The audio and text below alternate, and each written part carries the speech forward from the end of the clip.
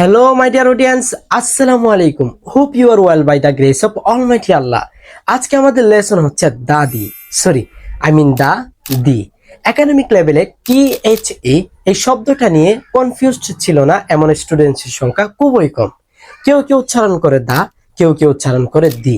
যখন দুইজন মিলে স্যারের কাছে যে জিজ্ঞেস করি এটার আসল উচ্চারণ কি, স্যার বলে দুইটা উচ্চারণই সঠিক, কিন্তু এর পেছনে আসল রহস্যটা কি? যদি জানা থাকে তো ভালো, যদি জানা না থাকে চলো জেনে নিই।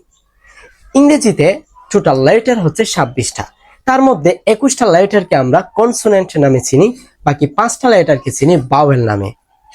যদি THE এই শব্দটার পরের শব্দ ভাওয়েল দ্বারা শুরু হয় তাহলে এর উচ্চারণ হবে দি, যেমন দি এক, দি এলিফ্যান্ট, দি আমব্রেলা এটসেট্রা।